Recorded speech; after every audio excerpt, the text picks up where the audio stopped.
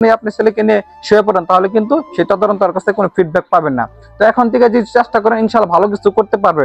প্রতিদিন যদি একটা করে শব্দ শিখে, তাও কিন্তু 30 দিনে 30টা। তো এইভাবে ওদেরকে ধাপে ধাপে ধাপে ছেলেকে ফুটবলের মতো করা যাবে না। আপনার ছেলেকে পাথর বানাতে হবে। পাথরকে লাথি মারতে গেলে 10 বার ভাবতে হবে। পাথরকে লাথি মারলে পা মুশকে যাবে, পা ভেঙে যাবে। আর যদি ফুটবল বানাতে চান, তাহলে মানুষ দেখবেন 10 বছর পরে এই কর্নার থেকে লাথি মারবো, ওই কর্নারে দেবে, ওই কর্নার থেকে লাথি মারবো, ওই কর্নারে দেবো। তো সিদ্ধান্ত আজকে থেকে নিতে হবে, আপনার ছেলেকে কি হিসেবে দেখতে চান 10 থেকে 15 বছর পরে। আজকে থেকে সিদ্ধান্ত নিতে হবে যে স্কুলে যে হোমওয়ার্কটা দিতে, ওই পড়াটা আমার সাথে নিয়ে বসাতে হবে। আজকে থেকে সিদ্ধান্ত নিতে হবে এখান থেকে যে আমার ছেলেকে অপ্রয়োজনে স্কুল বন্ধ না থাকলে অপ্রয়োজনে স্কুলে পাঠাতে হবে। আমি আত্মীয় বাড়ি যাওয়া যাবে না, আমার এটা টেক কেয়ার করতে হবে। আপনি এইগুলো যদি টেক কেয়ার করতে পারেন, আপনার ছেলে 10 বছর পরে পাথরের মতো করে হবে। পাথরকে লাথি মারতে গেলে তার 10 বার ভাবতে হবে, তার 10 বার ভাবতে হবে। একে অপমান করা যাবে না, এ সম্মানের যোগ্য, একে রেসপেক্ট করতে হবে। তো সিদ্ধান্ত আজকে থেকে নিতে হবে। আপনার ছেলেকে ফুটবল বানাতে চান নাকি পাথর বানাতে চান, এটা হচ্ছে আপনাদের। তো যাই হোক, এখন আমাদের মাঝে কথা বলবেন বঙ্গবন্ধু টেক্সটাইল ইঞ্জিনিয়ারিং কলেজ জনাব মোহাম্মদ লিখন খান। তো তাকে তার বক্তব্য রাখার জন্য বিনীত অনুরোধ করা হলো শিক্ষা বিষয়।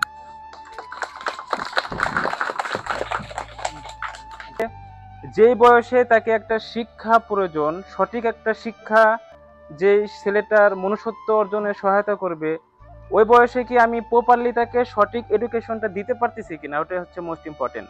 তার জ্ঞানটা কি আসলে চোরের মতো চুরি হয়ে যাচ্ছে কিনা। আজকে আপনার সন্তানকে 24 আওয়ার্স এভরি ডে এই টাইমের ভ্যালু অফ টাইমটা ঠিক মতো হচ্ছে কিনা, আপনার সন্তানের সময়টা কিভাবে অতিবাহিত হচ্ছে, অ্যাজ এ অভিভাবক হিসেবে আপনার এটা 24 আওয়ার্স টেক কেয়ার করে। এটা আগে ঘুমিয়ে আসছে শিশুর পিতা, সব শিশুর অন্তর, সকল শিশুর মাঝেই সুপ্ত প্রতিভা। আমরা আশা করতে পারি সন্তান মানুষ হওয়ার, মানুষ হলো কারিগর হলো মা, বাবা কিন্তু পরে। আগে সম্পর্কে একটু বলি, যে তুরুপচার বলছেই, তারপর একটু বলতে হয়। সেটা হলো যে আমার কথা বলি, আমি এই আশা শিক্ষা কর্মসূচি জানতাম না। আমি চাকরি করি স্কুলে, আমার স্কুল নিয়ে থাকি। এই আশা শিক্ষা কর্মসূচির একটা প্রশিক্ষণ মানে ট্রেনিং আসলো, যাই এই যে 15টা কেন্দ্র, যে প্রায় কেন্দ্রেই যাই। তাও আজকে মায়েদের উপস্থিত অনেক মুগ্ধ করছে আমাকে, কারণ অনেক মা আসছেন আর সন্তানও আছে অনেক, শিশু আছে অনেক। তো যাই হোক, আমার যেটা কথা থাকবে, এই পৃথিবীর যত সম্পদ দেখেন, গাড়ি বাড়ি ধন দৌলত জমি জমা সব কিন্তু আলোচনা হয়েছে, তার চেয়েও সবচেয়ে বেশি সম্পদ হলো আমার এই সন্তান।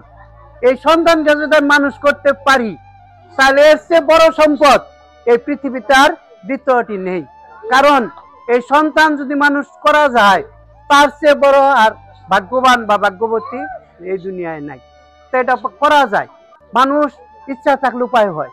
আপনারা যদি ইচ্ছা করেন যে আমার সন্তানরা মানুষ করব, অবশ্যই পারবেন, যদি উপরওয়ালার কৃপা লাগবে। উপরওয়ালার কৃপা ছাড়া তো একটা গাছের মানে কোনো কিছু হয়। আশা দেন, কত সুন্দর নাম, সবাই কিন্তু আমরা আশায় থাকি। এটাও একটা আশায় রাখছে সবাইকে, আশায় থাকবেন, এখানে পাঠাবেন, পাঠানো নিশ্চিত করবেন, আপনারা সাথে নিয়ে আসবেন, পারবেন তো? আর তো বলছে সরকারি স্কুল যেটা, সেই স্কুলেও পাঠাবেন। ওই স্কুলের পড়াই এই ম্যাডাম কিন্তু আবার সুন্দর করে শিখিয়ে দেন। সন্তানকে আশা শিক্ষা কর্মসূচিতে পাঠাবেন এবং তাকে নিয়মিত পাঠাবেন, বিদ্যালয়ে যেরকম নিয়মিত পাঠাবেন এখানেও সেই নিয়মিত পাঠাবেন। আমার মনে হয় যে এই দুই জায়গায় যদি তারা সম্মিলিতভাবে পড়াশোনা করে এবং বিদ্যালয়ের পাঠটুকু যদি প্রতিদিনের পড়া প্রতিদিন শিখে, তাহলে তারা অবশ্যই মেধাবী শিক্ষার্থীতে পরিণত হবে, ভবিষ্যতে তাদের জীবন সফল হবে, তারা দেশের একজন আদর্শ নাগরিক হিসেবে মানুষের মতো। সন্তান আপনার সবথেকে বড় সম্পদ।